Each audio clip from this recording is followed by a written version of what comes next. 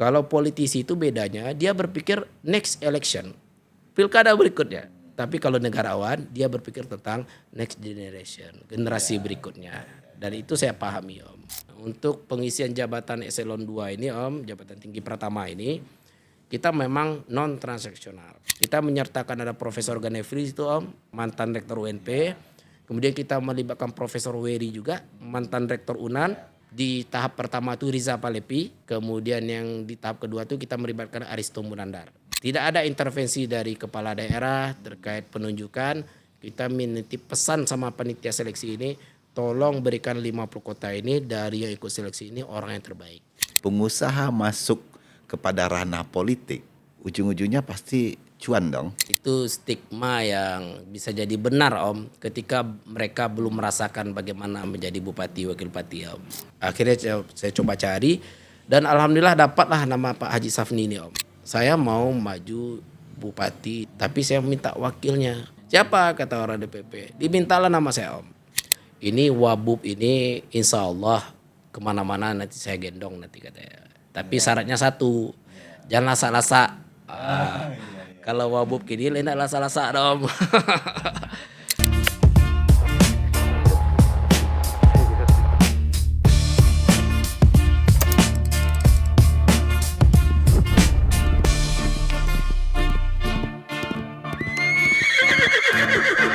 Assalamualaikum warahmatullahi wabarakatuh. Waalaikumsalam. Jumpa kembali dengan grupnya Dimensia Podcast Kusia Bendi. Kita perlahan-lahan pasti akan sampai filosofis kita naik bendi. Dari sudut kota Payakumbuh kita akan menampilkan sosok muda yang kemarin-kemarin ini maju sebagai wakil Bupati 50 kota dan mendapatkan posisi yang terbagus untuk Kabupaten 50 kota.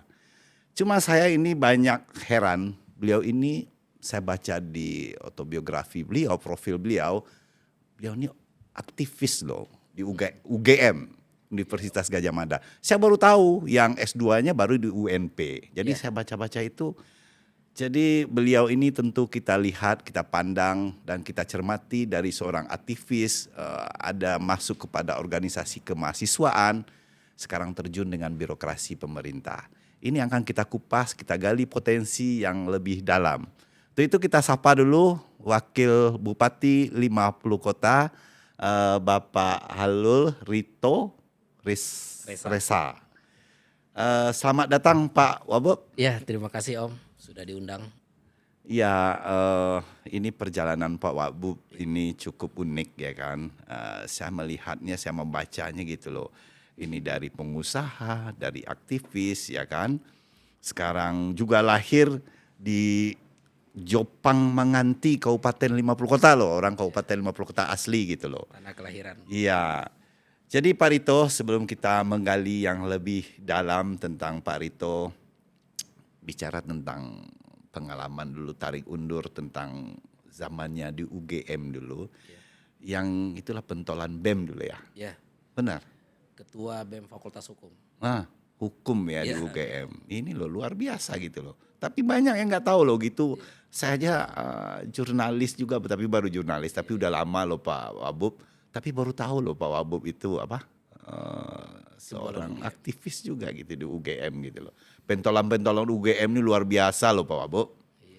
Jadi kan dulu sering masalah korupsi, kan apalagi mahasiswa, apalagi di hukum gitu.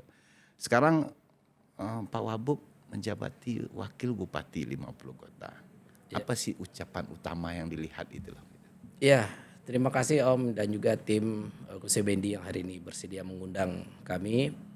Jadi memang orang memandang sosok Wakil Bupati ini sosok yang muda. Mungkin wajahnya muda Om. Kalau Wakil Bupati sebelum saya lebih muda setahun malahan gitu kan. Tapi memang saya sangat termotivasi dengan positioning mudanya ini. Kenapa? Karena memang muda itu identik dengan semangat. Dan memang saya sempat mempunyai satu bab kehidupan di UGM. Dan yang menariknya itu yang saya alami itu adalah kenapa saya mau masuk UGM. Dan kenapa sehari setelah tamat itu langsung memutuskan balik ke kampung lagi. Jadi ceritanya Om, waktu saya SD, saya kan lahir memang di kota Payakumbuh. Ya, ya. Saya besar di Ibuah, bahkan lingkungannya lingkungan yang menurut saya agak sedikit nakal, gitu. Jadi dulu saya dari kecil sudah ikut pergaulan merokok. Bentar dulu.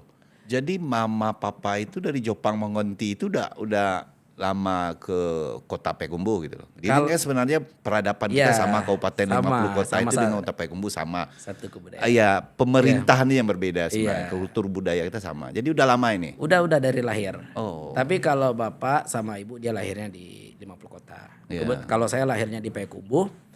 Jadi waktu SD itu saya belum pernah juara kelas. Dan waktu itu saya terlibat dalam sebuah perguruan silat.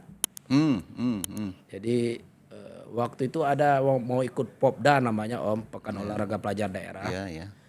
Jadi mau ikut Popda rupanya ada senior saya yang memutuskan keluar. Udah mau berprestasi tapi keluar itu. Saya tanya kenapa keluar dah? Dia bilang sudah nggak sejalan katanya. Karena dia memandang ada secara prinsipil yang dia tidak sesuai dengan itu. Terkait kesyirikan katanya kan. Akhirnya saya merasa ada perubahan signifikan dalam hidup saya. Oh ya, ada satu hal prinsipil yang harus kita miliki gitu kan. Dan setelah saya mendapatkan momen itu, yang awalnya saya tidak pernah juara kelas, di akhir kelas 6 tuh saya alhamdulillah mendapatkan NEM terbaik di SD itu Om. Jadi saya merasa bagian kehidupan saya selanjutnya itu adalah yang harus memberikan kontribusi bagi masyarakat. Jadi saya masuk SMP favorit dan masuk SMA favorit sama seperti Om, kita satu alumni. Iya, iya, iya. Dan saya memutuskan langsung nanti ambil jurusannya itu yang paling favorit dan di kampus yang favorit juga. Tapi sebelum saya masuk ke sana saya sudah memutuskan setelah tamat nanti saya harus balik lagi ke kampung. Nah, jadi karena kan kebanyakan Om generasi muda yang sudah menempuh pendidikan di luar atau sudah merantau malas pulang ke kampung. Iya. Karena di kampung itu kekurangan lapangan pekerjaan. Benar. Ya, tapi saya memutuskan, saya masih ingat 19 Mei 2011 saya wisuda, tanggal 21 saya langsung terbang ke sini. Oh, jadi 1 Ya. tahun. Ya, Enggak cuma 2 hari. Iya, karakter kita juga kan demikian loh Pak Wabu. Iya. Misalnya kan kita kuliah jauh-jauh, pasti orang tua ini dorong orang tua itu pasti jadi pegawai lah, Betul. ya kan? Langsung jadi ASN atau Iya. jadi pegawai lah di mana-mana gitu, merantau gitu. Tapi Pak Wabu 2 hari Memutuskan lepas balik. ke kampung halaman. Karena 2 hari itu saja Om sudah banyak tawaran-tawaran masuk. Karena saya dulu ketua BEM Fakultas Hukum, kemudian juga Menko Eksternal BMKM UGM-nya waktu itu. Jadi sudah ada tawaran dari law firm, dari KPK, banyak gitu yang menawarkan. Iya, Tapi saya sebelum tergoda lebih jauh, saya putuskan balik. Dan betul yang Om katakan, memang yang paling susah di awal itu adalah meyakinkan orang tua. Benar. Kita sudah disekolahkan jauh-jauh, ternyata pulang mau ngapain? Mau buka usaha katanya. Dan saya termasuk yang pertama juga membuka usaha bersama dengan Fajrin Om yang punya yang Kopmil sekarang, Kopmil Iya, Ijo gitu kan. iya, Kita ponakan dulu saya itu. Dulu 2, satu Kopmil Ijo, satunya lagi Lama Resto namanya Om. Ya, ya. Nah, itu saya yang bikin Om. Bikin Lama Resto, jual burger. Setahun setelah itu saya ikut pelatihan bisnis. Akhirnya saya dapat satu patron jelas bahwasanya kalau mau bisnis kuliner kita harus mempunyai 2 pemahaman. Yang pertama faktor kalinya harus banyak, kemudian residunya kalau bisa nggak ada. Makanya tahun 2012 itu langsung memutuskan buka catering Om. Dan alhamdulillah di catering inilah saya mendapatkan satu format usaha yang bagus dan mulai bertumbuh. Apa lo tanggapan keluarga lo? Karena dari hukum Iya. lo ke catering gitu loh. Iya, saya bilang sama orang tua, saya mau memberikan kebermanfaatan. Kalau saya mau jadi ASN, yaitu yang mendapatkan manfaat saya sendiri. Tapi kalau buka lapangan pekerjaan, nanti ada masyarakat 10 atau 20 orang yang mereka punya keluarga, nanti keluarganya bisa terhidupi dari pekerjaan itu, Om. Iya, iya, iya. Gitu. Jadi begini kan cerita ini sebagai pengusaha nih Pak, Iya. Pak Abu nih terbiasakan dengan ritme yang cepat, Iya. eksekusi, evaluasi dan profit, ya kan. Betul. Sekarang kita masuk ke pemerintahan gitu loh kan, ya kan. Iya. Yang pemerintahan tentu temu dengan administrasi dan birokrasi administrasi. Apa kultur shock terberat Iya. atau mungkin momen di mana Pak Wabuk sempat mikir, aduh kok sistem kita begini amat. Iya, betul Om. Jadi yang membuat saya di awal itu agak sedikit kaget itu ya masalah tempo tadi Om. Kalau Ya. kita sebagai pengusaha, kita bisa pagi ini memutuskan strateginya apa, siang eksekusi, malam sudah bisa kita evaluasi. Ya benar. Tapi kalau di birokrasi ini Om, ya saya menyadari Ya. kalau di bisnis kita bisa sprint. Ya. Tapi kalau di birokrasi kita mungkin lebih maraton Om. Tapi saya mencoba memahaminya ini birokrasi ini kita bisa berbicara peradaban. Nah, tapi kalau pengusaha kita hanya bisa berbicara tentang keluarga kita dan masyarakat. Nah, jadi memang untuk membangun peradaban itu kita perlu maraton. Terkejut atau gimana Pak? Awalnya terkejut Om. Iya. Tapi kemudian saya mencoba memberikan toleransi sedikit dari cara pandang saya itu. Dan kemudian berbaur dengan para birokrat ini. Tapi saya sampaikan tidak boleh juga walaupun ritmenya melambat. Tapi tidak boleh juga nanti abai kita terkait apa yang harus kita kerjakan itu Om. Oh gitu ya. Ya kan sebagai wakil bupati ya kan.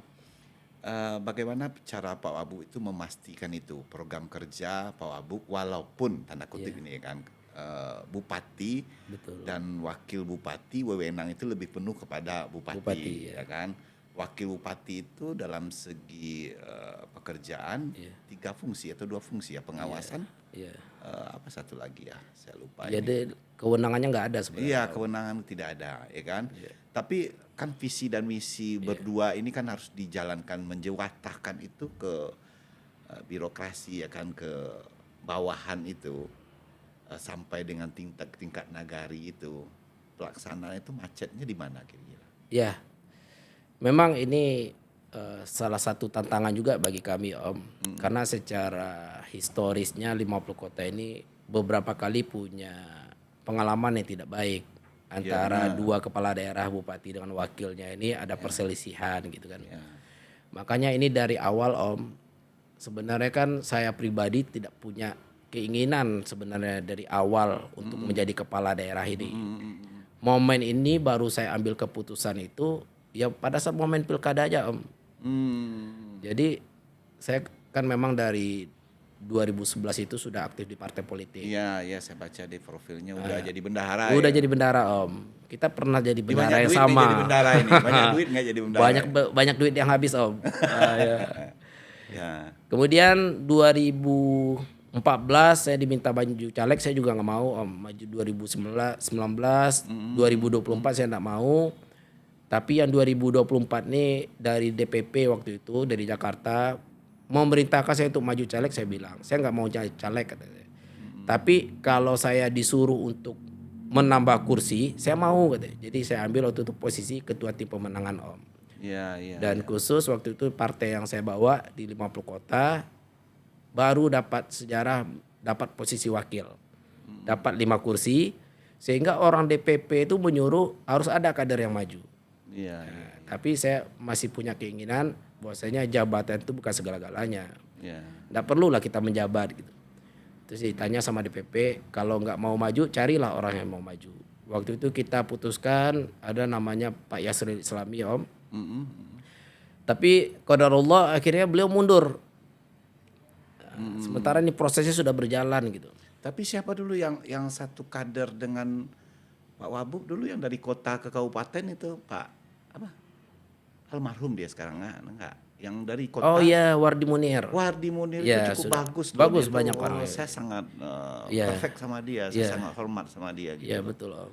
Jadi saya lihat pergeseran untuk ke Kabupaten 50 kota itu kata saya ya mungkin sama-sama ya, Iya. tapi dengan adanya Pak Wabub lebih yang muda-muda berpotensi makin lebih bagus kayaknya Iya, partai mudah-mudahan, Pak Wabub di situ ya. Kedepannya mungkin lebih sukses lagi. Gitu. Iya. Jadi waktu itu Om, setelah Pak Yasir Islam ini mundur, muncul nama saya jadi calon bupati. Ya. Tapi kemudian saya masih bilang saya mau ukur-ukur, kayaknya nggak mungkin lah saya menang nanti. Kalau saya yang maju. Akhirnya saya coba cari dan alhamdulillah dapatlah nama Pak Haji Safni ini Om, bupati kita ini. Iya Pak Safni. Jadi saya bawa ke Jakarta. Waktu itu beliau sedang melaksanakan ibadah haji dan beliau mengokekan. Nah, jadi alhamdulillah saya sudah senang nih Om. Gak jadi saya maju kan. Iya. Tapi ternyata ketika beliau sampai di DPP itu beliau sampaikan, saya mau maju bupati dari partai. Tapi saya minta wakilnya dari partai ini. Siapa kata orang DPP? Dimintalah nama saya Om. Jadi ini menjadi dasar bagi saya untuk sampai hari ini mengatakan ke bupati bahwasanya yang memilih saya jadi wabub kan Pak Bupati. Dan kita sudah bicara empat mata karena yang kita lakukan ini Om mulai dari proses pilkada itu memang berdarah-darah Om. Karena kita 4 pasang kemarin itu kan semuanya itu incumbent Om. Iya Ya benar. kan? Bupati incumbent, kemudian wakil bupati incumbent sama ketua DPRD incumbent. Saya bilang sama Bupati Pak Haji Safni, kalau kita mau menang Pak, kita harus mati-matian. Jadi kita harus siang malam berkampanye, harus kita sadarkan masyarakat. Dan kalaupun nanti kita sudah duduk, kita nggak boleh pecah. Dan beliau mengokekan.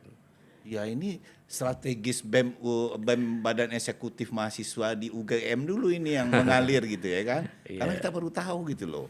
Itu cukup strategis dan piawai lah untuk menguasai arena ya kan.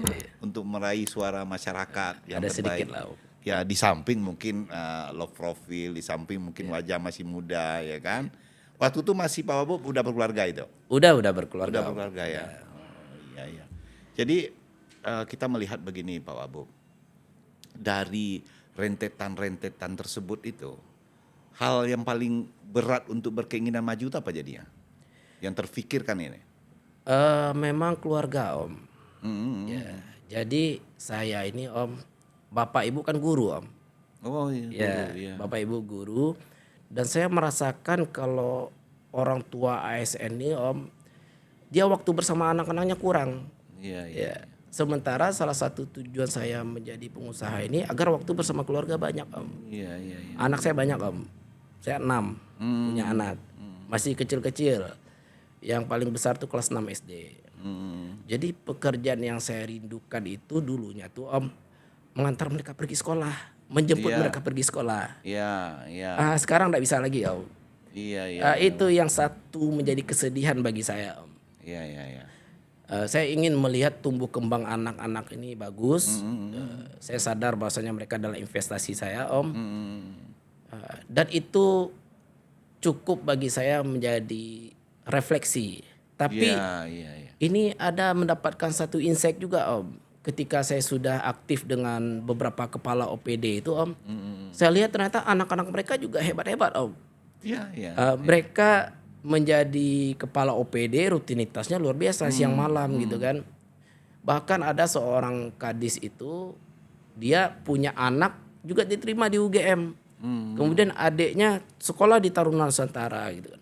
Iya. Akhirnya saya tanya dan saya bertanya juga ke Ustadz, apa kata Ustadz tersebut? Ada di dalam Al-Quran itu sebuah firman Allah, intansullah yansurkum wa yusabbit aqdamakum. Barang siapa yang jujur dari hati kecilnya ingin membantu menegakkan kebaikan, menolong agama Allah, maka akan Allah bantu dia. Sekarang Om saya pakai itu saja Om. Jadi saya mempercayakan ketika saya berbuat baik di pemerintahan ini, benar. maka anak-anak ini urusan Allah nantinya Om. Benar. Itu yang salah satu yang saya dapatkan di pemerintahan ini Om. Ya, terus ini kan antara tantangan realita di lapangan, bagaimana hantaman juga akan terjadi gitu. Tapi kita percaya loh ini udah ada di dalam Al-Quran udah ada yang mempedomankan kita kalau menjadi seorang pemimpin ya begini gitu ya kan. Jadi sekarang dari UGM tadi yang kita dengan korupsi. Iya. Bagaimana cara Pak Rito itu melihat Iya. menghadapi atau ada indikator-indikator misalnya. Betul. Kita mana tahu ya kan? Iya, iya. Kan namanya manusia yang nggak luput dari khilaf ya, kesalahan gitu. Bagaimana Pak Rito menempatkan yang korupsi menghambat atau memberantasnya di Kabupaten 50 Kota itu? Iya.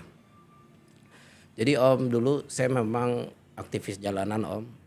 Iya, bahkan saya pernah menjadi ketua panitia ospek itu.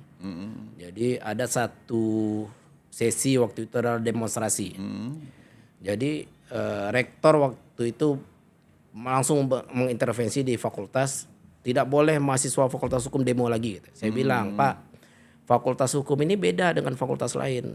Fakultas hukum ini nanti mereka menjadi pejabat, menjadi pengadil. Dan saya harus memastikan yang saya bimbing hari ini nih, mereka harus nanti ketika menjadi pejabat, mereka anti korupsi. Ketika nanti mereka menjadi pengadil, mereka anti mafia peradilan. Jadi mereka demo itu agar mereka nanti berteriak, salam anti korupsi, salam anti mafia peradilan. Dan akhirnya nanti ketika suatu saat mereka sudah menjadi pejabat, minimal ada teman demonya yang dulu mengingat, oh ini dulu pernah berteriak, salam anti korupsi, salam anti mafia peradilan. Dan itu semangatnya insya Allah masih terjaga Om. Dan saya ingin menciptakan pemerintahan ini menjadi pemerintahan yang bersih, tata kelola pemerintahan yang baik Om. Karena itu masuk misi dalam pemerintahan sekarang. Dan itu kita tuangkan yang pertama dalam proses perekrutan.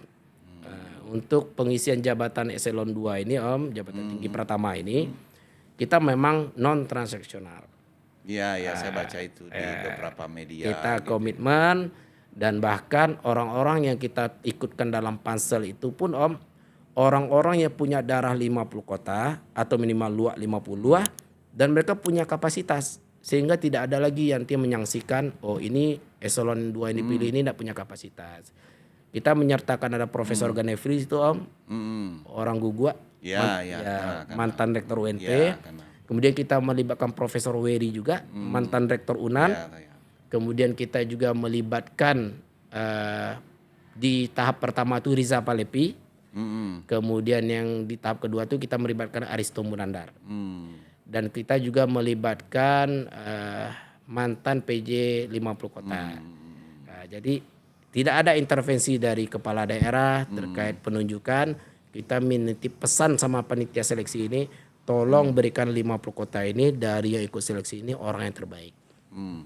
Tanda kutip ini. Betul Om. Kita maju ini. Betul. Ya kan? Butuh manusia-manusia orang-orang yang akan mendukung. Tim sukses lah.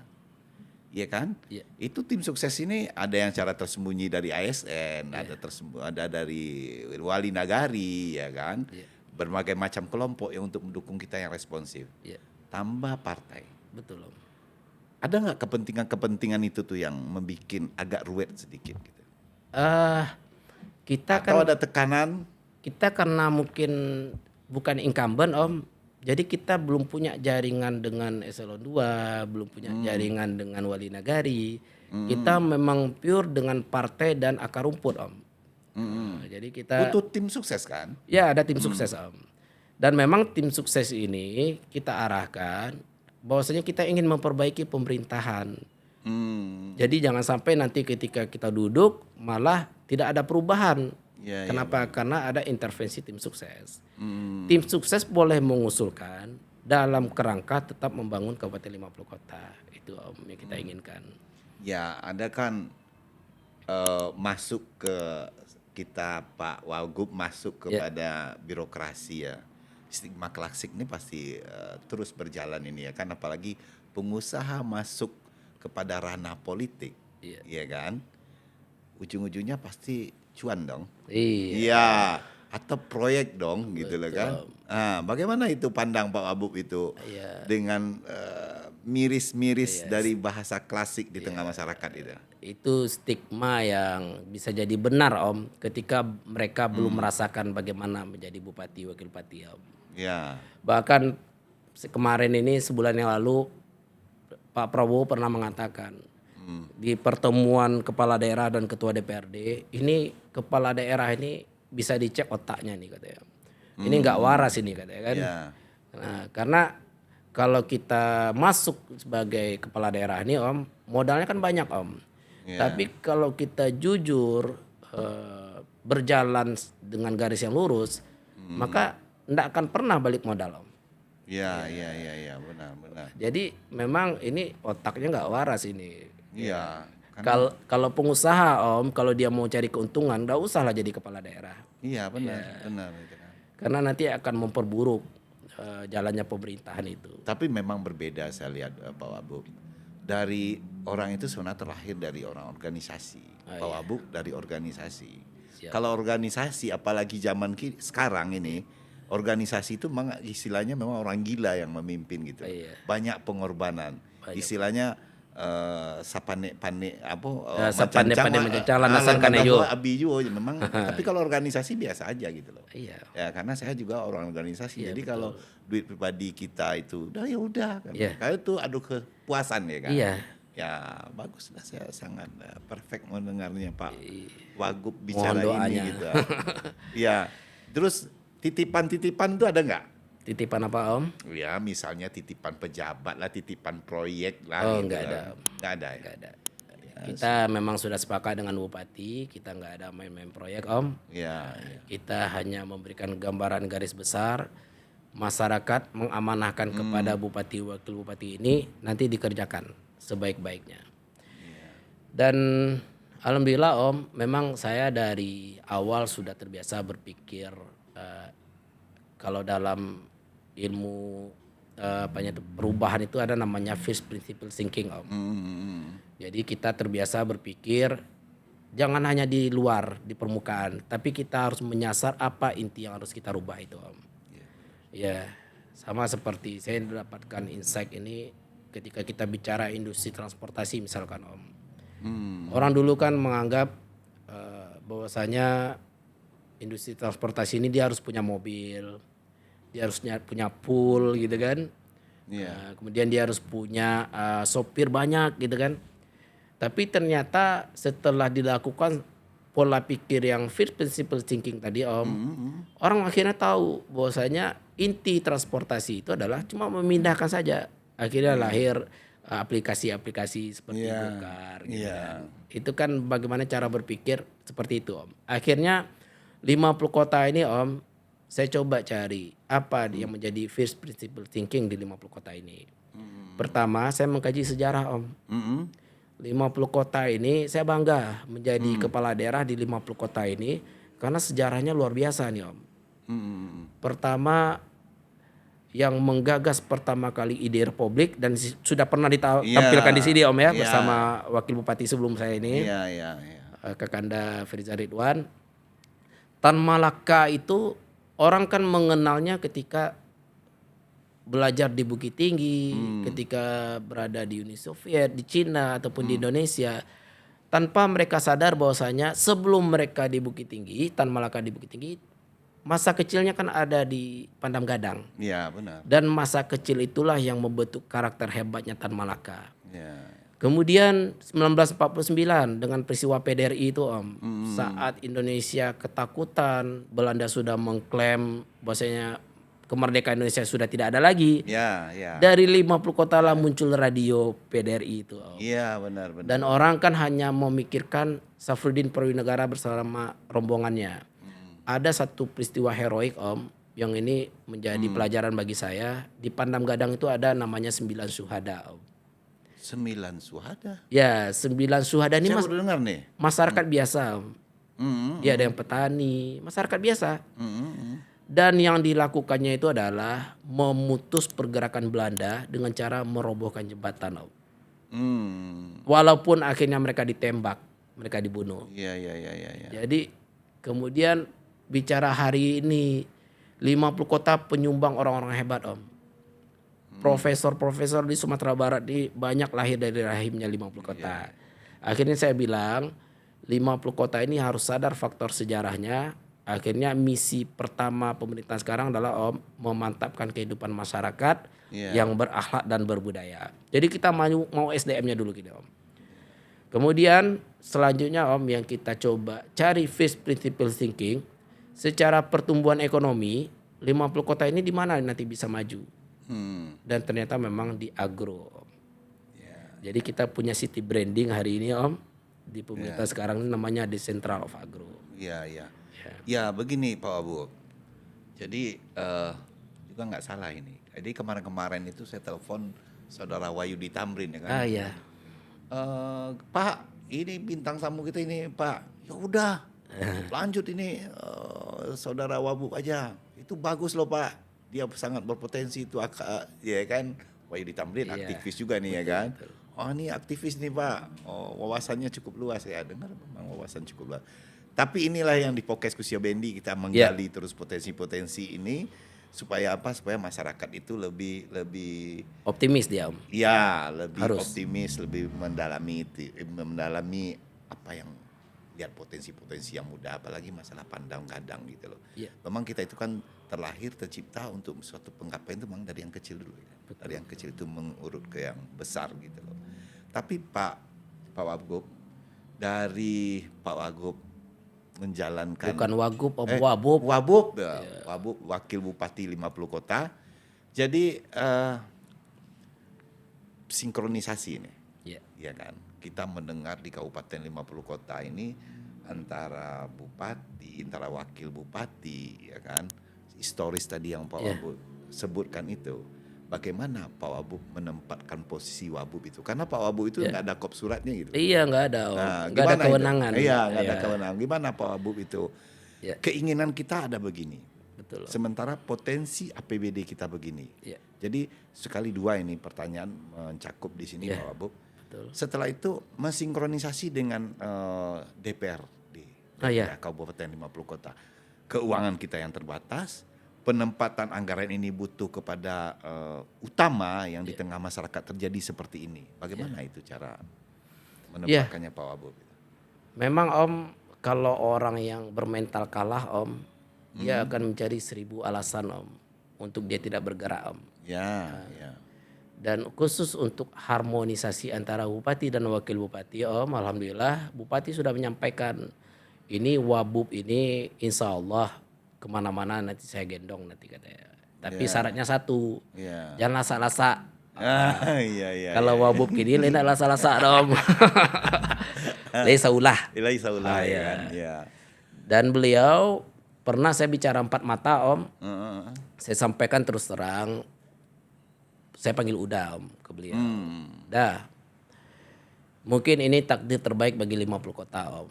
Saya sampaikan seperti itu. Dah, mungkin ini takdir terbaik bagi 50 kota. Dulu Payakumbuh mungkin orang mengenal salah satu wali kotanya Riza Palepi. Dikenal mungkin sebagai bapak pembangunan. Tapi nanti yakinlah dah. 50 kota nanti akan mengenang ada satu sosok bupati nanti dinamakan Bupati Agro. Kenapa itu Om? Karena beliau memang punya spesialisasi di agro Om. Jadi Pak Safni ini sosok yang otentik sekali agronya. Ada satu pengalaman yang mungkin ini juga bimbingan dari Allah kepada beliau Om. Jadi kan kalau saya orangnya suka pergi ke daerah-daerah terpencil Om. Jadi waktu awal kita menjabat, bupati kan ikut retreat dulu di Magelang. Sementara Wabub sudah boleh ke lapangan. Akhirnya saya pergi ke Galugua.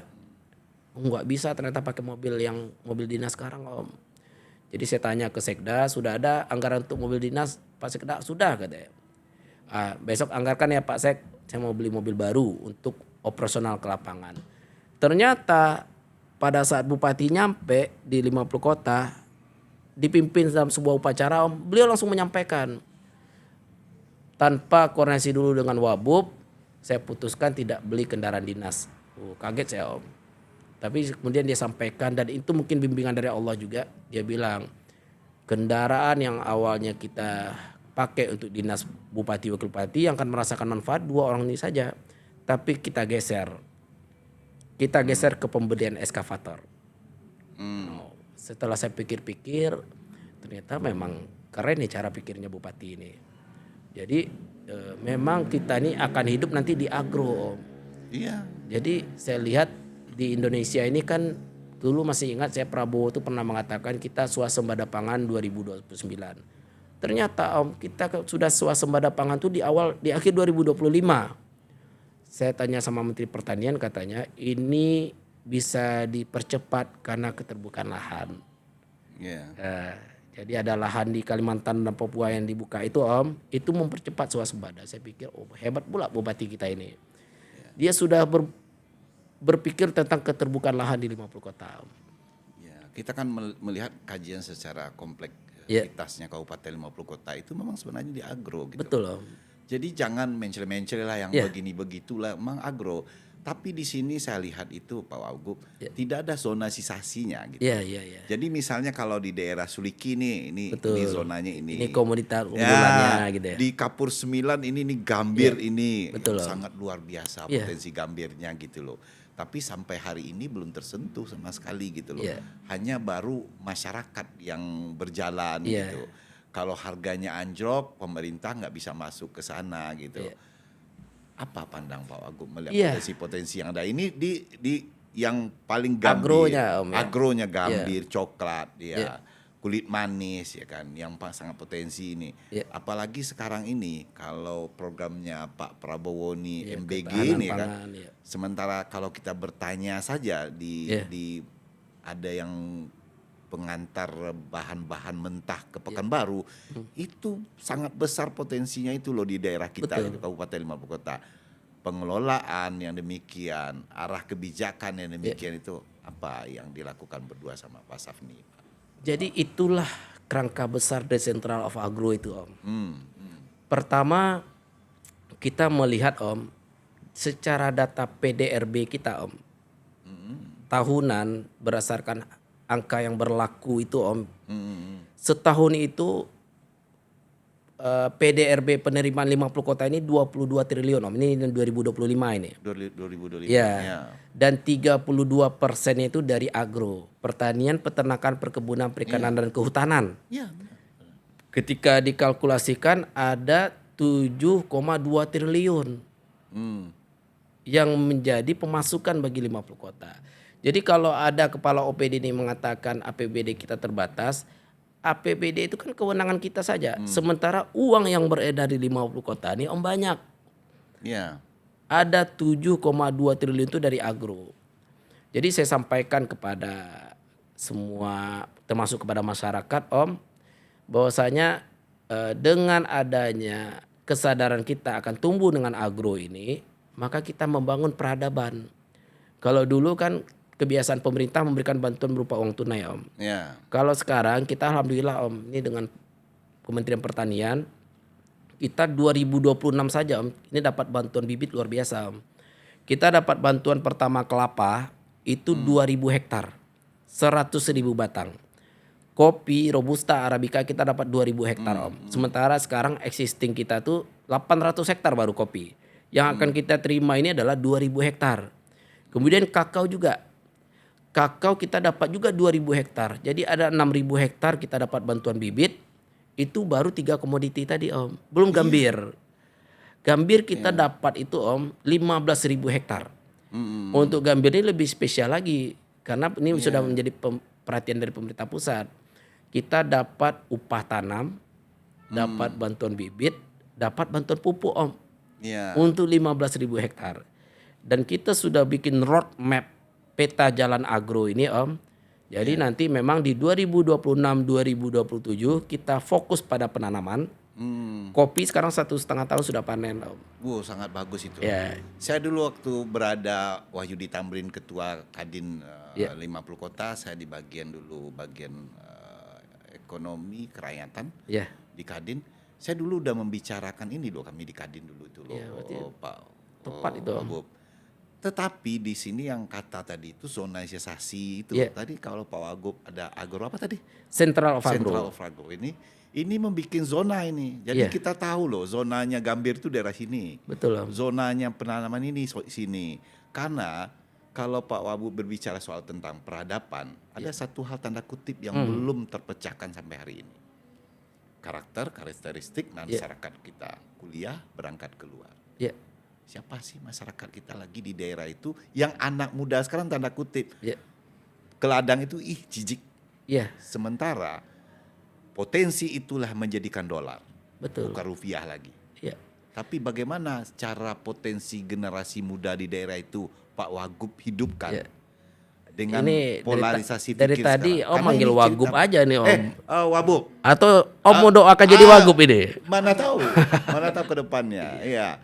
Karena gini loh Pak Wagub, merubah sebuah peradaban itu ya kan. Iya. Sementara karakteristik daerah kita seperti itu. Iya. Saya melihat anak muda sekarang itu Iya. jarang untuk ke pertanian, ke agro. Iya. Ya beberapa. Yang kedua adalah sumber dayanya. Iya.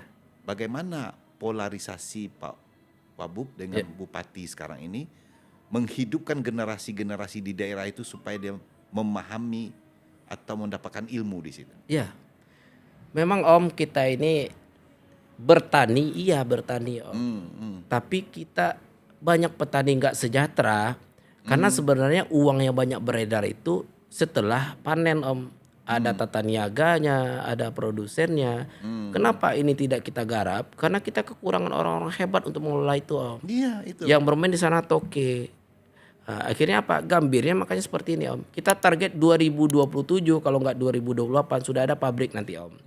Pabrik yang berada di 50 kota untuk hilirisasi gambir. Karena memang syaratnya itu ada luasan tanam dengan adanya tambahan 15.000 hektar ini bisa pabrik nanti. Yang mengisi sana adalah anak-anak muda 50 kota. Itu yang kita inginkan. Itu makanya kita lihat itu dari Nagari itu. Ya. Adakah sekarang gerakan itu untuk pembekalan generasi-generasi muda kita di Nagari-Nagari itu? Dia punya ilmu, punya keterampilan. Iya. Tapi mohon maaf nih Iya. Pak Wakil Bupati, saya belum melihat sampai hari ini belum ada gitu. Ya, Karena peradaban tadi yang Pak Iya. Wakil Bupati katakan itu tuh manusianya dulu kita. Iya betul Om. Isi dulu. Ya. Jadi di luar itu Om, 1 hektar sawah itu dia sudah menghasilkan 6 ton. Kita 4,5. Ya. Ya. Kalau kita nanti bicara lagi dengan orang yang punya sawah ini, baru beberapa tahun jadi petani. Kami lala mau jadi petani gitu. Tapi sekarang Om kita punya namanya Brigade Pangan Om. Ya. Ya, Brigade Pangan ini khusus anak-anak muda. Ya. Nanti mereka punya luasan lahan, mereka bertanam dengan smart farming. Mereka nanti bisa jadi pemupukan pakai drone gitu. Jadi akhirnya mereka menganggap bahwasanya dari pertanian ini peluang kesejahteraannya luar biasa. Ada yang menarik Om, dan ini tidak dibaca oleh masyarakat. Dari 1 batang aren, ya anau, ternyata bisa bernilai ekonomis seminggu tuh 100.000 Om. Iya, benar. Jadi ada orang di Labuan Gunung tuh Om, di Kecamatan Laresa Gohalaban, dia punya 5 batang enau saja. Per minggu dia sudah dapat 500.000 Om. Per bulan berarti dia sudah dapat 2 juta. Dari apa? Dari agro ini Om, dari anau itu. Baru 1 komoditis Om. Baru dari anau itu Om. Jadi masa depan 50 kota ini nanti akan lebih cerah ketika kita memang ada satu fokus, di sana kita fokus di Central of Agro. Iya. Dan itu tidak hanya berkaitan dengan dinas pertanian, tanaman pangan, hortikultura, peternakan, perikanan saja Om. Nanti ada pariwisata juga Om. Iya, benar. Jadi wisata yang ada di 50 kota ini adalah wisata terintegrasi. Betul. Orang ke Harau, nanti ada juga wisata agronya. Kita sudah bicara dengan Kadis Pariwisatanya. Besok kalau bisa kita rancang orang masuk Harau itu jangan cuma dimintakan tiketnya saja, tapi kasih juga lah welcome gift-nya. Pisang abuy, kacang abuy saya gitu. bisa melihatnya juga kayak gitu loh Pak Wakil Bupati. Potensi pariwisata kita gitu loh. Udah berkembang sedemikian rupa, udah melirik orang ke tempat kita, ada masih yang kurang dalam tindakan-tindakan perilaku. Dan kurang terjewatakan juga oleh pemerintah daerah. Ini kita lihat ada beberapa untuk ke depannya ini. Setelah itu yang kemarin-kemarin itu kita lihat terjadi bencana alam. Iya. Ya kan di mana-mana bencana. Betul. Salah satunya ya soal hutan, soal tambang. Ya. Kita pun punya potensi hasil alam yang sangat luar biasa di Kabupaten 50 Kota. Ada batu bara, ada batu kapur, ya kan? Ada emas mungkin. Tapi udah ada tambang-tambang liar di sini. Bagaimana Pak Wagub dengan Pak Safni menanggapi ini? Ya, yang pertama kita harus tegas dengan penambang liar ini Om. Dan juga saya menyampaikan ke masyarakat, kalau kita masih bisa hidup dari atas tanah, kenapa kita harus mengambil di bawah tanah? Ya. Karena saya pelajari Om, di daerah yang mudah mendapatkan uang dari tambang, masyarakatnya biasanya tumbuh dalam kondisi tidak bagus Om. Tapi kalau seandainya masyarakat yang masih tumbuh dari agro, dia tumbuh dari atas tanah, Ini berubah mindset ini. merubah mindset Om. Ada filosofi kehidupan mulai dari menanam, kemudian merawat, panen, nanti ada siklus seperti itu terus. Ini mengasuh masyarakat untuk bisa berpikir bagus, berpikir progresif Om. Ada di Solo Selatan itu Om, mohon maaf mungkin salah satu cerita buruk. Di sana kalau mau menambang emas itu mudah kali Om. Pergi ke sungai, mendulang dapat emas. Kemudian di bukitnya itu ada sarang burung walet Om. Akhirnya apa? Anak-anak di situ enggak ada yang sekolah Om. Kenapa enggak di sekolah? Karena mereka merasa dapat uang ini gampang. Akhirnya emas ini habis. Sarang burung walet itu kalah dengan burung walet dalam penangkaran. Enggak ada lagi perputaran uang di situ Om. Masyarakatnya sudah terlanjur bodoh. Iya. Dan ada juga seorang peneliti Om, waktu itu dia melakukan survei di Harau. Jadi anak-anak SD yang ada di Harau itu pernah dilakukan, ditanya apa cita-citanya. Jawabnya sederhana Om, mau menjadi petugas karcis. Masuk Harau. Kalau nanti bupati, wakil bupati mengambil keputusan penghapusan gerbang misalkan Om. Iya, iya. Ya, mereka sudah terlanjur punya cita-cita itu. Iya. Gak harus belajar keras, gak harus berpikir tentang perguruan tinggi gitu. Sebenarnya sedih juga mendengar itu Betul, Pak, Om. Wakil Bupati. Tapi sebenarnya tadi berpikir nih otak Ya. saya ini. Sebenarnya gerbang itu non berbayar bisa loh sebenarnya. Bisa Om, Gampang loh. Iya. Orang kan punya homestay. betul. Lebih kan ya pungutnya di situ. Iya. Misalnya karcisnya 2.000 ya pungut tambah 2.000. Iya, betul, Ya kan? Om. Kasih ke Iya. pemuda di sana selesai gitu sebenarnya. Ngapain harus di sana yang cerminannya nggak bagus ya kan? Iya, Banyak betul. pendatang itu yang kata saya tadi itu pariwisata kita udah mulai nih tapi ada Iya. segelintir kelompok gitu ya kan. betul Om. Nah, jadi maksud kita itu Pak Wakil Bupati, saya salah-salah nih, ngomong takut ini loh. Di kabupaten ini bagaimanapun ada kelompok tambang gitu. Ya. Sementara berita kemarin itu tidak masuk dalam zonasi izin tambang rakyat gitu. Iya. Tentu Pak Wakil Bupati dengan Bupati pasti punya ide juga Ya. untuk salah satu atau 2 tempat atau 3 tempat yang mendapatkan izin demikian gitu. Ya. Apa langkah-langkah strategis sendiri? Iya, kalau mau mengurus perizinan Supaya alam nggak rusak ini, Iya. tapi terkelola dengan memang bagus. harus legal Om, harus ada kajian-kajiannya. Iya. Nah, kemudian juga harus ada kewajiban-kewajiban perusahaan yang harus dijalankan. Ada Om, ada yang bagus juga perusahaan tambang itu. Ya, urus saja perizinan. Sekarang kan perizinan menjadi kewenangan pemerintah pusat Om, Iya, melalui iya. provinsi. Kita akan memfasilitasi saja gitu. Gak apa-apa, memang sudah difasilitasi yang mau membentuk koperasi tambang rakyat itu boleh Om. Tapi bukan itu kita promosikan jor-joran. Karena kita ingin 50 kota ini brandingnya bukan fokus di tambang, tapi fokusnya itu di agro tadi Om. Iya, iya, iya. Kita masuk agak sensitif sedikit ini, Pak Wabub. Jadi kan terjadinya dinamika flashback, kita kembali cerita yang tadi masalah sinkronisasi antara wakil bupati dan bupati. Setelah itu terjadi gesekan-gesekan. Ini kan beriak ini ya kan. Iya. Ada sorotan-sorotan tajam di tengah masyarakat.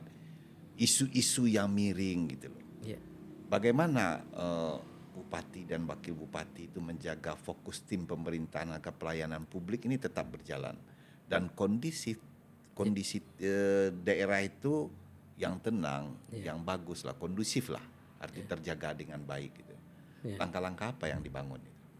Ya pertama Om, kita membangun kesadaran dulu Om berdua, bupati dan wakil bupati ini, bahwasanya jabatan ini hanya 5 tahun. Ya, Ya. Tapi jabatan 5 tahun ini bisa berdampak. Berdampaknya itu bisa puluhan ratusan tahun ketika kita menjalankannya dengan penuh integritas dan penuh visioner. Dan alhamdulillah Om, kita sudah sepakat hari ini kita masuk di pemerintahan ini dalam kondisi yang sangat mengkhawatirkan. Indeks pembangunan manusia kita pas kita masuk itu berada di urutan 16 Om. Dari 19 kota kabupaten Iya. yang ada Sumatera Barat. 16. 16. Waduh. Dan kita menargetkan nanti di akhir masa jabatan kita bisa masuk 10 besar Om. Jadi Ya, kita harus menjaga integritas dan kita juga harus bekerja keras. Dan itu kita tularkan terus kepada ke semua OPD Om. Ya, ya. Ya itu kembali lagi tadi tentang tantangan peradaban ini. Ya, Kabupaten betul. 50 kota itu memang harus kita Ya, gak bangun. ekstra bangun, betul-betul bangun karena sumber dayanya luar biasa gitu. Betul, Om. Saya bertanya-tanya aja berbagai sisi, di mana ambil 50 kota? Pak? Ya. Di mana ambil 50 kota gitu. Ya. Potensi itu cukup. Ya. Kalau ada 10 lagi kami bolak-balik ke Riau itu loh Pak ngantarin yang hasil alam di Kabupaten Mau, tapi nggak ada lagi Pak. Iya. Nah, artinya apa? Potensi itu sangat luar biasa, Luar biasa. kalau digarap yang sedemikian rupa kan gitu ya kan. Iya. Jadi Pak Wagub, ini kan tentang kepercayaan publik ya, Iya. tentang di pemerintahan. Kita kepercayaan publik ini yang cenderung dari hulu ke hilir itu kadang-kadang terjadi riuh-riuhnya gitu. Iya. Menanamkan kepercayaan tadi itu kata Pak Wagub itu sangat luar biasa, ditanamkan kepercayaan terhadap masyarakat. Tentu di sektor-sektor yang kita sebut tadi tentu ekonomi kan. Iya. Kan ini masyarakat zaman sekarang kan ekonomi yang dilihat Iya, gitu. betul Om. Mendongkrak ekonomi yang sangat signifikan di Kabupaten 50 kota itu, strategis apa untuk 5 tahun ke depan yang Pak Wagub jalankan dengan Pak Safni? Iya. Jadi kita memang ada produk-produk unggulan Om. Mm-hmm. Ya, memang yang bagian agro tadi itu. Gambir itu kan masyarakat merasakan manfaat kadang cuma 2 bulan Om. 2 bulan mereka dapat kesejahteraan, 10 bulan itu harganya di bawah ongkos produksi mereka Om.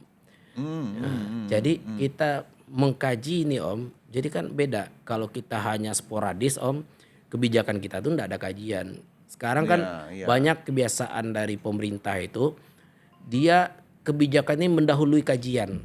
Kalau kita enggak Om, kita kajian dulu baru nanti lahir kebijakan. Setelah kita urai sengkarutnya Gambir ini Om, dapatlah kita bahwasanya persoalannya itu ada di tata niaga dan hilirisasinya Om. Itu. Jadi pertama yang kita kejar itu adalah sertifikat indikasi geografis namanya Om. Ini seperti hak patennya 50 kota. Jadi nanti siapa yang mengatasnamakan Gambir 50 kota harus memenuhi sertifikat indikasi geografis ini. Standarnya harus seperti ini, kemudian juga bentuknya dan penanamannya. Iya, itu untuk menjaga harga loh, samping Betul itu. Om. Nah setelah itu Om, baru kita bicara hilirisasi. Sekarang Gambir itu melalui tata niaga yang sangat ruwet sekali Om. Dengan toke-toke yang banyak. Sehingga toke yang berlapis ini itulah yang mengurangi harga dasar di petani. Kita menginginkan nanti ketika ada hilirisasi, ada pabrik, maka nanti petani mengantarkan langsung ke pabrik. Jadi petani bisa memberikan harga yang terbaik karena langsung ke pabrik. Dan pabrik ini nanti bisa mengekspor ke negara-negara yang membutuhkan. Jadi kita rantainya ini kita persingkat Om. Dan kalau seandainya sudah ada pabrik bisa menetapkan harga standar terbawah. Saya baca waktu yang Pak Safni ke India itu sangat luar biasa itu loh. Iya gitu betul loh. Om. Karena kalau kita lihat dunia itu Gambirnya di Indonesia. Di Indonesia itu provinsi Sumatera Barat. Sumatera Barat itu kabupaten 50 kota. Kabupaten 50 kota di mana di daerah? Karena Om ketika pergi ke India itu kata orang India tuh lihatlah nih Bapak, sudah hampir sebukit ini tanah dari 50 kota katanya. Jadi Gambir itu memang dicampur. Iya. Bahkan mereka mengatakan kalau seandainya produknya sudah bagus dari 50 kota. Itu saya sertifikasi itu sangat. Iya, mereka pun terbantu Om terbantu karena itu, pengapalan pun lebih ringan. Berat itu pun lebih ringan. Harga dia lebih stabil, tinggi ya kan, dan kualitas itu bagus ya, makin dilirik orang lah ya kan. Daripada masih pemain para mafia-mafia yang mencampur-campur itu. Betul. Dulu sangat kasihan saya mendengar itu Pak Wabub ada yang dicampur-campur itu. Sekarang Pak Wabub kan kelahiran 86 Om. 86 ya kan. 86 masih anak muda lah. Iya, masih milenial. Kabupaten 50 kota itu dari 13 kabupaten. Iya. Ya kan? 79 nagari. 79 nagari. 79 nagari, generasi-generasi muda itu masih melirik Pak Wabub. Betul Om. tapi dia punya keinginan. Saya ini mau jadi seperti Pak Wabub lah, generasi muda Iya. yang berpotensi gitu loh. Betul Om. Dan ini terlahir ya dari Pak Wabub sendiri nih. Iya. Pak Wabub melihat sendiri itu untuk dia ingin menjadi seorang industri kreatif lah. Iya. Dia menjadi potensi pengusaha-pengusaha muda lah ya Iya. kan.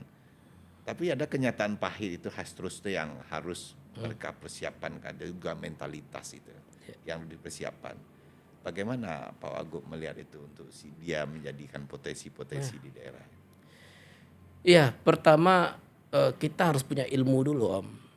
Ya, ilmu itu ada ilmu kehidupan yang kita harus tahu bahwa Ini sebenarnya perjalanan Pak Wagub bisa diterapkan ke Iya, anak-anak muda di sana. harus Iya. bisa Om. Iya. Ya, harus bisa lebih baik malah. Iya kan. Terus? Jadi Om, ilmu kehidupan ini dia harus belajar tahan banting. Ya. Dan pengusaha rata-rata menangnya di situ Om. Orang kan melihat kalau pengusaha ini kan pas saat dia sukses saja.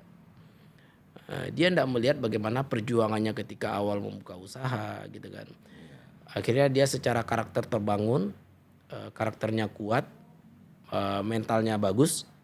Sehingga ketika dia berada dalam satu posisi yang strategis, memegang kebijakan, maka dia akan tenang. Karena kan level tertinggi dari kepemimpinan itu kan ketenangan Om. Iya. Tapi kalau dia panik, kalau Bahasa dia kasarnya tergoda, kedewasaan berpikir. kalau dia panik, kemudian dia tergoda dengan godaan-godaan duniawi, harta, tata, wanita itu udah lewat itu Om. Ya. Ya. Jadi begini Pak Wagub, Ya. ini kan saya senang itu loh. Kita dengar tadi itu segala sesuatu yang dibangun usaha itu bisa bertahan. Ya. Ini menjadikan pandang juga bagi anak muda. Kalau tidak ada konsep dia akan hancur. Ya. Jadi memang konsep dulu dari awal ya, perencanaan yang matang dulu, kajian-kajian dulu yang mantap, pasti dia akan sukses gitu loh. Ya. Dari sepanjang perjalanan hidup Pak Wabub ini, ada nggak satu momen kegagalan terbesar? Sebenarnya Om, saya bilang kegagalan nggak ada kegagalan Om. Karena kan sukses itu perjalanan.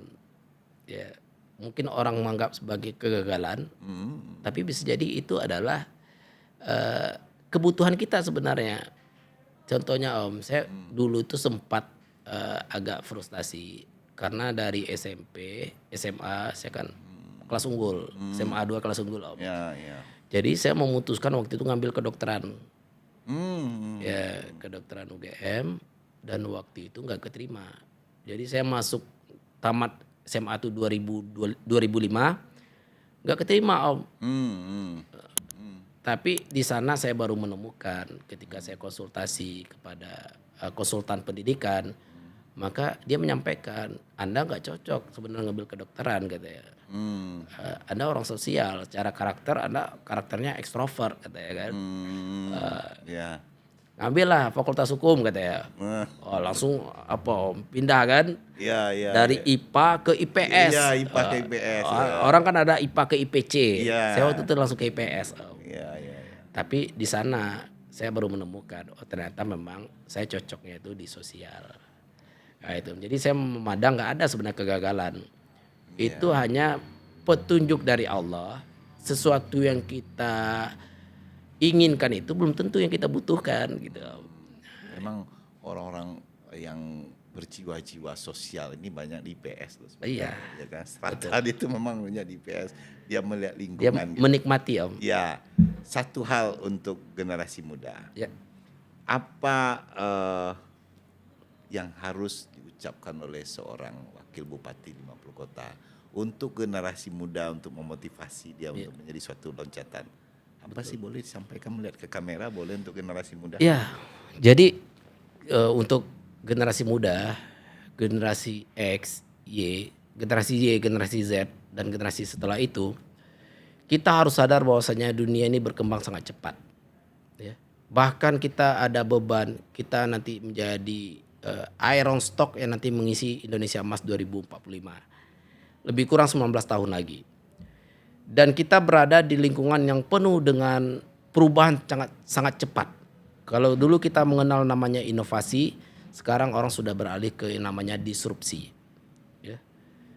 Era disrupsi ini adalah era inovasi yang sangat drastis sekali. Jadi kalau kita anak muda berpikir lambat, kalau kita tidak cepat mengambil keputusan yang signifikan, maka kita akan tertinggal dibandingkan orang-orang lain. Nanti 2045, mengapa Indonesia dikatakan negara yang nanti akan menjadi salah satu negara di 3 besar? Karena populasinya banyak. Ada bonus demografi. Dan kalau nanti 2045 dengan akses informasi yang sudah sangat merata, maka kualitas manusia itu sudah hampir sama. Jadi negara yang maju itu adalah negara yang paling banyak jumlah penduduknya. Dan saya sampaikan kepada generasi muda, jangan nanti di 2045 itu kita menjadi beban bagi negara ini. Tapi kita menjadi pelaku yang terlibat aktif dalam Indonesia Emas itu. Persiapkan diri sebaik-baiknya, jangan pernah merendahkan ilmu, ya. Karena apapun yang kita lakukan kalau seandainya dengan ilmu pasti akan lebih mudah. Untuk apa ilmu itu? Untuk menemukan pola, belajar ke orang-orang hebat, belajar ke senior, belajar ke tokoh-tokoh. Agar apa? Agar nanti perjuangan yang mereka lakukan lama bisa kita percepat. Karena apa? Karena kita sudah menemukan polanya dari awal. Perdalam ilmu, perkuat mental, dan kemudian yang ketiga jangan lupa, jadikan hidup kita ini adalah bagian dari masyarakat. Luar biasa. Ya. Kalau kita bicara pengusaha, kita bicara kepentingan sendiri, tapi kalau kita bicara negarawan, kita bicara tentang generasi berikutnya. Itu mungkin Om. Luar biasa sekali Pak Wakil Bupati 50 Kota. Sekarang pertanyaan terakhir dari saya ini Pak Wakil Bupati. Masa jabatan misalnya. Ya. Udah bisa kita bicarakan sekarang. Ya, masa Kedudukan jadi wakil bupati atau masih belum saatnya gitu. Punya keinginan nggak untuk menjadi pemimpin lagi di 50 kota? Kalau saya Om lebih ke saya sebagai peluru Om. Iya. Jadi dimanapun diperintah oleh partai saya siap. Iya. Tapi secara pribadi ini, Ya. karena kita punya keinginan, kita kan orang jiwa-jiwa organisasi ini. Betul Om. Ini loh langkah kerja saya belum selesai, saya ingin menyelesaikan itu. Kan punya keinginan pribadi. Ya, jadi saya memandang dari awal Om, jabatan ini tidak linear dengan kontribusi Om. Ya. Jadi saya lebih memandang keberadaan saya itu lebih ke kontribusi. Ya. Bahkan jabatan itu bisa menjatuhkan sebenarnya Om. Ya. Kalau dia tidak iringi dengan kontribusinya. Nah, jadi mau seperti apa nanti saya ditembakkan. Mau jadi bupati, mau menjadi anggota DPR RI, mau menjadi calon, mau jadi wakil gubernur seperti yang sering kali Om sebutkan ini kan. Saya siap saja. Iya. Karena memang dengan apapun yang saya pahami, saya bekerja ini karena ibadah. Ya. Dan saya tidak menempatkan ini sebagai godaan duniawi yang tidak perlu dikejar-kejar. Tapi ketika itu amanahnya langsung berada di saya, maka saya anggap itu sebagai ibadah yang harus saya maksimalkan. Ini yang luar biasa gitu. Kalau tadi itu Bapak Ugo kalau diperintahkan saya tuh dari partai, artinya nanti petugas partai lagi nih, heboh lagi nih. Kita nggak petugas partai gitu loh. Ya heboh lagi gitu. Memang itu Om, dua sisi. Pertama saya politisi. Politisi itu saya pakai ketika sebelum duduk Om. Misalkan nanti masuk pilkada misalkan, maka saya sebagai politisi. Kalau nanti saya sudah duduk, maka tidak boleh lagi jadi politisi. Harus jadi negarawan. Kalau politisi itu bedanya, dia berpikir next election, pilkada berikutnya. Tapi kalau negarawan, dia berpikir tentang next generation, generasi berikutnya. Dan itu saya pahami Om. Ya, pemirsa dimanapun pecinta Kusya Bendi, seorang Wakil Bupati Albarito Ressa telah memaparkan berbagai macam, mungkin konteks kita ke depan lebih tajam lagi kalau kita undang kembali di Kusya Bendi yang akan datang. Berbagai sisi akan kita ungkapkan di Kusya Bendi lagi. Terima kasih untuk Pak Wahbub telah hadir di Kusya Bendi. Sukses sering selalu. jalan-jalan ke sini dan bisa menjadi acuan kita untuk dari sudut kota Payakumbuh ini melihat sebagai sosok jiwa-jiwa pemimpin untuk membangun bangsa negeri kita yang tercinta ini lebih maju, lebih bermartabat dan masyarakatnya sejahtera. Pak Bupati, Wakil Bupati, terima kasih hadir di studio kita hari ini. Terima kasih banyak telah hadir. Dan bagi pemirsa jangan lupa untuk selalu menonton Kusyah Bendi di YouTube, juga like di Instagram, Facebook, TikTok. Jangan lupa loh. Ini makin hari cerita kita di Kusyah Bendi makin luar biasa. Iya, makin dapat banyak insight Om. Iya. Saya dari awal mau mengikuti dia Om. Terima kasih, Iya, terima karena kasih. beberapa pemateri itu undangan itu saya kenal semua dan itu baik-baik semua, Ya, hebat. tersanjung. Ini loh tim kreatif kita yang muda-muda semua ini. Mantap. Muda berpotensi. Inilah generasi muda, niniak mama, alim ulama, cadia pandai, bapak-bapak, ibu-ibu yang berada di sudut kota Payakumbuh 50 kota. Mari selalu mengikuti Kusyah Bendi juga sampai ke tingkat nasional. Karena kita yakin tingkat nasional udah telepon-telepon kita udah sangat luar biasa. Terima kasih untuk menonton ini episode yang kesekian ini. Jangan lupa like, subscribe Kusyah Bendi di YouTube. Terima kasih, saya sudahi. Wassalamualaikum warahmatullahi wabarakatuh. Waalaikumsalam warahmatullahi wabarakatuh.